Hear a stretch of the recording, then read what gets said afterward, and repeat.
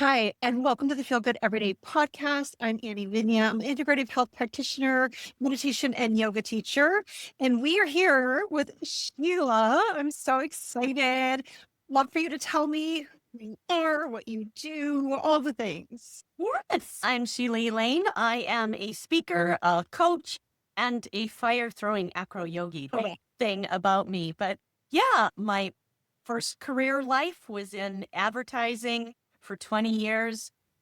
Absolutely loved it for 15. Unfortunately, I was in it for 20. So it was that pivot that all of a sudden it was like, oh, this isn't serving me. And Yes. so it was like pivot in life and realizing that I had been consulting my whole life, but it had shreds of coaching in it. And so then when I moved from consulting into coaching, it was like, oh, this is my zone. This is what I love to do. And as a coach yourself, I'm sure you agree that there's nothing more fulfilling than being able to help somebody realize whatever it is they want in life. It's just the greatest. Yeah, it's magical. And we have a similar background. And I know we talked about this before. I was 20 years in marketing and was like, this is just not my jam. Like, I just don't feel like fulfilled. And yeah, when a client kind of gets that aha moment, that for me is like gold. Like, it's exciting, right? So exciting. You have a make space method. Tell me more about that. What does that look like? And oh, yes, I have a 5-step make space method, which I feel is just so important for women because what I have found, and certainly it's my generation, but it continues on with all the women I coach, even in their 30s. They have dedicated their lives to serving everyone and everything, making sure everything is taken care of before they start to pay attention to their own personal needs. And it's really regarded, the idea of being selfless and giving is so overrated. And the steps, the very first one is stillness. As for me, my life experience was that I kept myself so busy that there Yeah. no time to even consider if what I was putting my focus and attention on even mattered. Like, Yes. I think it's a Peter Drucker quote or somebody who says there's no bigger waste of time than perfecting what should have never been done in the first place. Now, I might have butchered that and it might not even be his quote, but it's I love that. It's a good one. Good one. and That's I right. think I did a lot of that. I think I worked on perfecting things that had no place and value, but it was just somebody put it on my plate to do. And it's that productivity addiction that we see our value based on how much we can do in a day. Yes. Yes. And in my upbringing, I don't know about yours, but my upbringing is if you were resting, you were being lazy. And Yes. it was Well, awful. I think you find it everywhere from the school system to your family to what you see everywhere, right? News, television, all the things. It was all that masculine, that doing, that going and being productive in whatever way you could. And yeah, laying in front of the television and watching a TV show was lazy. Very. And now not It's because we've got these phones that have everything now. So I can still be lounging on the couch watching TV or doing something resting or nourishing, but I'm still on my phone, right? That's not Trying to do things.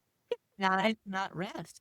Right. And having similar backgrounds, I imagine that you also got the other messaging that time equals money. Yeah. Fill out timesheets every day. So you account for every 15 of the day, and that cements in your brain time equals money, and you better not waste either one. Right. Right? Yeah, So exactly. I know where we get it, but Yeah. it's pervasive in our culture. The gold star for signing up for 20 million clubs in high school and doing the job and all the sports and all the right. So you can get to the right college and you can get into the right job. And it's basically, if you don't do it, you don't do it all, your whole life is ruined. You know what? I actually interviewed because I was in that realm. Sometimes the media would come to me for something. And they were doing a piece on childhood stress. So my daughter and was in, think, fourth grade, and she and her girlfriend were interviewed for this. And her girlfriend was high anxiety. And she described exactly what you just said. If I don't do well on this test, then I won't get into a good college. And if I don't get into a good college, I might not meet the man I'm supposed to marry. And if I don't meet the man I'm supposed to, a fourth grader. Oh, that breaks my heart. Step one is the stillness. Oftentimes can be meditation or breath work or something like that, but it doesn't have to be. This takes a lot of forms. And so if you think of it just as meditation and you're like, no, I'm a terrible meditator, I'm not going to do it. There are ways that you can incorporate stillness into your day. And it just might, for you, look like being in nature, taking a walk, doing some gardening, just being like in that, or it might be a movement.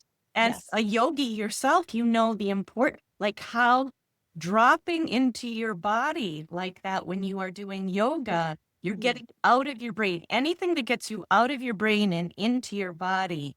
So it can be with movement. Yes, exactly. A lot of people don't understand.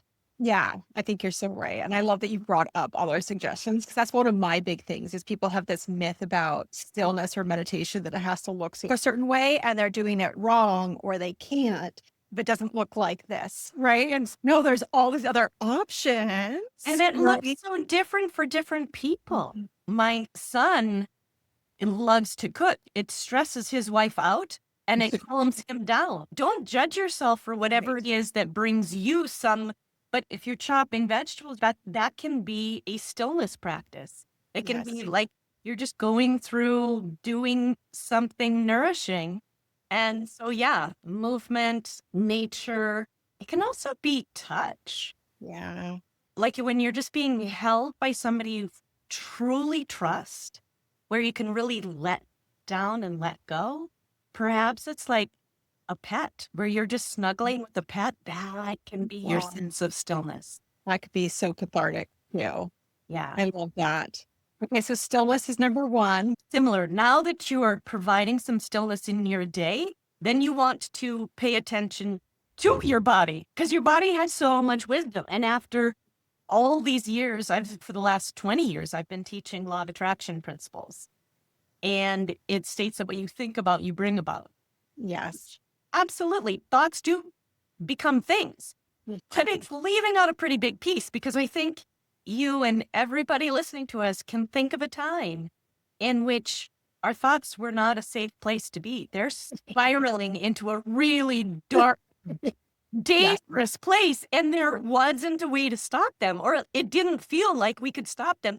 And that's because our brains have so many, we just fire on thoughts. We don't need to trust or believe every thought we have. Exactly. We also cannot calm our mind by fighting it. Well, so true. We have to calm our mind by dropping into the body, by working with the nervous system, like doing the practices that bring us into the body. And then we start to learn how to interpret our body's wisdom. Yes. Because all of that has so much nuance also, right?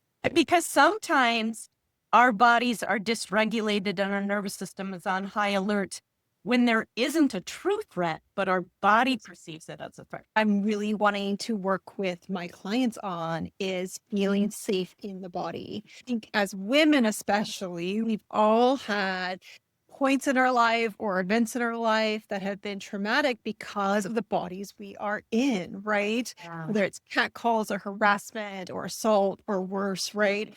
And so I think just being seen in these bodies has been so scary. I talk about this and I've talked about this on previous podcasts is I don't know when I left my body, but I realized at some point when I was a kid, my body was not safe. So I was like, I'm out. It is just a meat sack. I'm dragging it along. I'm not happy about it here and I can't get rid of it. So I'll just live in my head and be super happy. And I think just until recently, my 40s, I'm 48, that I'm like, oh no, I need to really work on this. And it's screaming for me to come back into my body And it's been a really interesting process, but I think working with other women too. Okay, so not just being seen in your body, but being seen to take up space, Yeah. being seen to be slow at the grocery store. But a grocery store in the middle of the day is probably most likely safe, right? But are you okay slowing down and taking up space with your cart and standing in front of products and choosing a product and taking your time there? There are times where you have 2 minutes to pick up dinner and you're just grabbing things and going. I get that. But this is more like when you have more than 2 minutes, right? That you can sit there and be like, oh, I wonder which olive oil I should take tonight. Let me stay here for a few minutes and actually think about it, and being seen that way and being okay to stay there and make those And I decisions. think we're similar in that grocery stores are a happy place for us. It's not a happy place for a lot of women that Right. do not like it. But I Right. love to linger in a grocery store. I find it very soothing. Yes. Yes. Uh, Depending on the grocery store, but yes, I but agree. always pay attention to you. What is it that you find comforting, soothing, all of those things? Yes. Yes, exactly. Exactly. And it's so hard. But I think in your 30s or 40s, your body starts saying it's your turn. I swear this is why perimenopause happens to women, right? Because it's like screaming, it's your turn. Stop serving everyone else.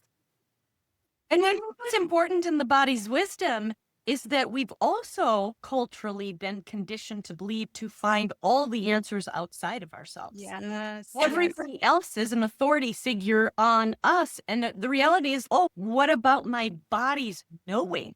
My Yeah. intuitive knowing. That Right. so yes, it's not like we don't want to listen or gather any intel from experts. Of course we do. Right. But if you don't run it through your own internal guidance system, it may absolutely be the wrong advice for you. Exactly. It's just like Exactly. what we were talking about in stillness. What works for one person isn't what works for another. It's like, what is it that feeds you? I Is think it? the way that culturally we're conditioned to not listen to our bodies is because we are told to be nice. And This is it's not nice to walk right. away from somebody who does not feel safe. It's not Right. nice to say, no, sorry, I can't help you when they want you to Yes. help with a car issue so that they can throw you in the trunk. Whatever the thing is, it's better of teaching kindness, but not teaching being nice because Right. Yes. Yes. That distinction is such a big one. Yeah. There's a big line. third is knowing what and when to quit. Oh, yes. I Again, like culturally, we've been told never ever quit. Quitters never win. What kind of bullshit is that? I know way to didn't pigeonhole you in. You said yes once upon a time. Now you're stuck with this decision. right. And it's, oh, wow. So not only the obvious ones are obviously you're going to want to quit any addictions that aren't serving you. Yes. There's also all kinds of things that we know when we're being honest with our soul's purpose and what we are here to do, that we said yes from a place of wanting something to be true. And now it's time to leave that situation. And everybody around you is telling you don't do it. It's just hard. Keep going. But Right. if you're not doing it impulsively, but are doing it from that place of deep inner knowing, it's the right move. Yeah, exactly. Yes. Yes. Well, I've quit a lot of different things before, like even jobs. Quitting a job before you have another one lined up, highly disapproved of by people, right? Right. This next one, number 4, I think Yes. you can see how all interrelated all of these are. Like they all go back and forth. The fourth one is self appreciation. Now, as the Grateful Goddess, it's my brand, right? I'm all about gratitude, but so often in our culture, gratitude is all outward focus. Yes. The inward focus of self appreciation is Mm. so crucial and so important because we have been conditioned to beat ourselves up and to Yes. be nice to everybody else, kind, all that. But it was like, oh, but I'm like, when we denigrate ourselves, that is doing the work of the patriarchy. Yeah. Oh, yes. Yes. For Exactly. that. It's like, why would I do that to myself? Right. So it's Right. the same, it's like just creating rituals, mindsets, all things in which you, whenever you find yourself Mm. saying something mean, switch it up, change it up. And in the same way, like making any judgmental note about other women, Yeah. that's work of the patriarch. Do not contribute to that because we've Mm. just been conditioned to pay attention more to what they're looking like and what they're Yes. wearing and how they're wearing their hair and where the wrinkles are. Yes. We're looking at the observation of the person. This Yes. is an important place to spend some time. And you hear And me. I think because that's ingrained into us from such a early age, it's really hard. I've been noticing the last few years how I do that and how I interact with a man versus a woman who are doing the exact same thing, but I'll judge one rather than the other. And both ways for sure. I've got things on both sides, but it's definitely very interesting to me of this wake up call. And I love that you have the self gratitude because you're right. We are last on the list. We don't celebrate ourselves enough. And actually, I've been working on that with my clients. And like, how do you celebrate and or give gratitude to yourself for just the little things, right? I actually put a bell for myself. So every time something I want to celebrate little happens, like I'll ring the bell. And I'm like, it's just ringing. And like, oh, it's Good idea. How fun. well, I start coaching calls with celebrations from the week. I love that. And I know that I had one client say to me, when you first asked me to do this, I rolled my eyes. I didn't want to do it. I thought it was stupid, woo, like I did. And she goes, it's been life changing. Oh, yes. Oh, I just got chills. Yes. And it is life changing. Yeah.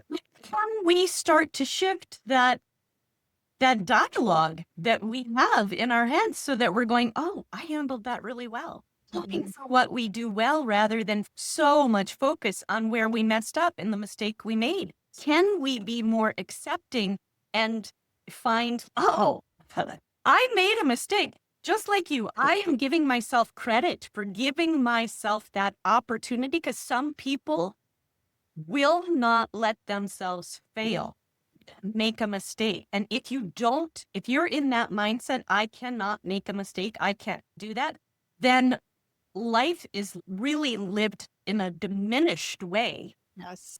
Yes, exactly. We're Exactly. not going for this might work, it might not. So much attachment to the outcome. Yes, I love that. True. It's so true. And I think that as we start to realize that we can find these wins, we can make it as small and have it be just as big as something that's actually a big win. Right. And then our brain keeps searching for it. And aren't we living a much better, happier life if we're constantly searching for their wins? Yeah, and I know you know this and how the brain works, but our brains have reticular activating system. Right. So they're Yes. looking, they're scanning and searching for more content that's like what they've already believed. So if you're always beating yourself up, you're going to find more evidence to beat yourself up with. If you've been Exactly. in the process of training yourself, and the training means focus on your daily wins. Where's the daily joy in this day? What can I harvest out of this day, regardless of how it went overall? I really honestly cannot tell you my last bad day. I love that. That's amazing. You are training the brain to see the wins. For myself, personally, the cultural upbringing was pick yourself up by your bootstraps. You got to do this alone. In fact, it was funny because the feminist was women can do anything, but that's not what I heard. What I internalized was I have to do everything by myself. Asking for help was a sign of weakness, of like it didn't count if I got help. I had a really bad relationship with getting any help. And what really gets crazy is when we train people how to treat us. So if we're always turning down help, people quit asking us for help. And then you know what happens? We get resentful that nobody helps us. Oh my God, I created this monster. So, Right. yeah, we do not have to do this all alone, and so much more enjoyable to do it in community. And I think it's the little things, right? We are taught to be independent and we can do it all of ourselves. Like you said, I definitely felt that way. And even when I had three small kids and I was shopping at Trader Joe's and they would ask, can I help you by pushing your cart out to your car? And I'd be like, no, I got it. And now looking back, I'm like, why didn't I just say yes? I had three little ones trying to navigate a store, let alone a parking lot and my car and the groceries. But I think back, gosh, why did I think I had to do it all? Why couldn't I just say, yes, that would be amazing. Thank you. And you know that every woman can list off all of these same stories. In fact, I was telling a story in which I did the same thing. I was at Lowe's getting a toilet and it's up on a shelf and I'm pulling off a heavy toilet off of a shelf. I'm putting it onto the cart and somebody comes, this guy comes up and he says, can I help? Let me help you. And I'm like, no, that's fine. I've got it. Worked there. It's a jail. Oh, yeah. I refused to help. And I was telling somebody that story and she goes, I did the exact same thing. What is it all about? I know it's crazy. It's really crazy. It's like we are afraid to show weakness. I think maybe because we are told that we are weak as women, right? Don't show that weakness to anybody because that'll be preyed upon, right? Just put up that armor and we can do it all. One of my sayings is receiving help makes you smart, not weak. Yeah. And I've heard you say this when you receive something like a compliment, putting your hand on your heart, thank you, and like actually feeling that, that has stuck with me since you said that. And that was a couple months ago. And I think that here's something I'd also like women to pay attention to. If you believe that they're just saying it to be nice, not because they believe it to be true, I think it is probably because you give compliments that are not from your truths. oh, yes, that reflection, right? So stop giving anyone compliments that are not coming from your true heart, and then you'll feel energetic. We're just energetic beings. So you're going to feel the difference. And then when you receive one, you can really receive it because you're not thinking they're just being nice. They're high functioning, they're doing all the things we've talked about just now, and they're really looking for someone to guide them. What do they look like? What are they saying? What are the words they're using so that someone today can listen and be like, oh, that's me too. Yep. Yeah. I really have had a hard time identifying the descriptor of the women that I help because they're perfectionists, high achievers, but the high achievers do not see themselves as high achievers because there's always more they could be doing. The perfectionists do not see themselves as perfectionists because they didn't achieve perfection. Perfection doesn't exist. Pleasing, I'm not really, they're wanting to make sure that everybody is happy. I get that a lot too. Women will say, I want everyone around me to be happy. So they're bending over backwards. It's not only not your job, but if you're not living from your truth in what it is that really is, how are they going to learn who you truly are? Yes. Yes. I think that's so true. I go back to, because I think this is so true about moms, right? When you have kids, you want everybody around you to be happy, especially because they're your kids. But Yes. I read somewhere years ago where it was like, your kids will be happy if you're happy. And that has stuck with me. I have to be honest, not every day do I think about that. I think, oh, let's make this so small and my kids happy. But then when I do think about it and go, gosh, if I chose what I wanted to do today to be happy, and maybe it's, I've got three teenagers, so I can leave them at home. Maybe it's leaving them at home and going to get coffee by myself. You can't do that when they're little. I've been there, but all I can do, like, and maybe that's what's going to make me happy. They will be happy. And I think about that so often now. It's funny because I also have lived in that philosophy for a long time. Like, that's what you can do for them is to show that we all have needs and we need to ask for what it is we need in order to live a happy, contented life, right? And so if you are always masking and doing things for that's what they're learning. And then you are helping them trust their inner guidance. If you want to know how we were trained out of doing it, it was Yeah, from those experiences. exactly. Yeah. Okay. Love that. Why do so many women wait until they're completely depleted? And we've talked about this a little bit already, right? I do feel like perimenopause is that time where you're screaming. I know for me, I want to burn down my life and start again, right? It's just, I'm realizing what I've put up with, what I created was not, it's not who I am anymore. Like you said, I need to pivot, right? But why do we wait so long? Yeah. We need this ultimatum or these big screams at us. It's because we associate it with weakness as Yeah. opposed to strength. So it's, I can handle this. I can take this on. I can do anything. So even the words like overcommitted or over functioning, it's not over. I can do it. I can do it. Tim does. I, It's, yeah, it's, I can handle it. And I would rather I handle it than ask anyone else to try to handle it with me. yes. Yes. Remember one client was again taking on all the burdens and all the things, and she was a leader of an entire department.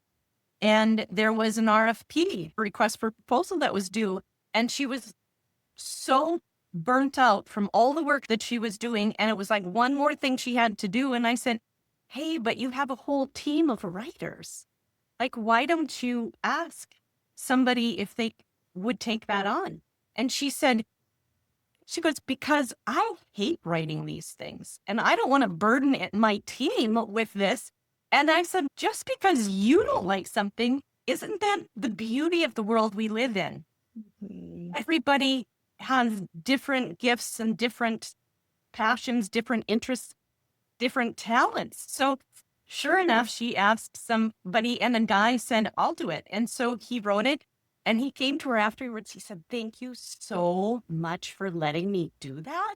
I love that kind of technical writing. Underneath all that, what do you see happening to a lot of the women that you're helping with? Generally, the body will start to break down, not ever feeling fully rested and capable of taking things on. And also, because of masking and pretending that we can handle it and that there's nothing wrong here, we don't feel seen Yeah. or heard or Yeah. understood. And it's like it just continues to create that lie of separation. If people really knew how much I struggled, then they wouldn't like me. They wouldn't see me in as a leader. They wouldn't admire me, whatever the story is. When in reality, the opposite is the truth. People Yeah. see your humanity. That's when you make connections. So we're not feeling seen, heard, or understood, and yet we've created it. Right. My body's breaking down. I have these autoimmune diseases or my hair's falling out or whatever it may be, right? Weight that won't go away, energy that's just gone. And yes, hormones could be a part of it. Other things could be a part of it, but there's so much of just, can you come back to your body? Right. And do your 5 steps, right? There is such a sense of liberation, freedom, and joy. They're actually living. They're living their authentic truth than what they think everybody wants them to be. Yes. And so quit all those different lies. They're basically lies. Yeah. We're lying to ourselves, we're lying to others, as opposed to going, oh, you know what? This isn't going to work for me. Well, I love that. And that's such a amazing feeling Yes. because I don't think we've really felt that before for a lot of us. Yeah. And I Yeah. think you're absolutely right that oftentimes it takes menopause for women to find that threshold where it's like, my body won't let me. In Yeah. fact, I had a quote unquote easy menopausal journey. Mhm. I think it's because I went through all the awakenings before it. I think I could be totally wrong. I don't know. But I think you're right. Yeah. I love that. Okay, last few questions, and these are just fun little ones to wrap this up. Favorite morning drink? bulletproof coffee. Ooh, I love that. So the butter with the coffee and then the MCT oil, right? I happened to be doing the iced coffee version this morning. Yeah, because you and I are both in Arizona. It's 1,000 degrees. Exactly. But yeah, but also like you. So I start my day with my morning walk and water. Favorite thing, I come home and I get my treat of my coffee. I love that. Yes. Okay. And then what are you reading or listening to right now? I just turned on Strangers in terms of book. So I'm not far enough into it to tell you whether it's a thumbs up or down. Yeah. I have so many different things going and I listen to so many podcasts. So it's almost hard to just narrow it down. Here's the thing I was noticing. There are so many valuable books to read that like right now I'm in an overwhelm in how many books I have piled up for myself that I want to get to. Yes. I've been there multiple times. Yeah. So Stranger is just one that isn't like most of mine are nonfiction, but so it's like that's more of a bedtime story. Play it for 15 minutes while I'm Great. Yeah. I love that. but that's the stack that I want to be super present for. I want to actually read with my eyes. And then there's just so many excellent podcasts. Oh, no. So what I have to pay attention to is my energy around it. If I am feeling like, oh my God, I need to consume, I need to consume, I need to consume, that's coming from a I'm less than place of I need more education, training, understanding. And when I am coming from a place of I just love to learn. I consume because it's fascinating. I will also say that I have this magic of listening to just the podcast has the topic that I never would have thought that I needed to hear that helps the next client I happen to have. Yes. Yes. It's amazing when those things happen, right? I've been feeling like that the last few months, like the podcast for my business or for my client, or like the thing I've been thinking about for myself. Like they just go, thank you. Yes, yes. But it all comes from a place of curiosity rather than I am not enoughness. Yeah. Yes. And I love that you said that because I think that's such a fine line of how you view it. And there's definitely days where I'm like, you're right. I need it because I don't feel enough.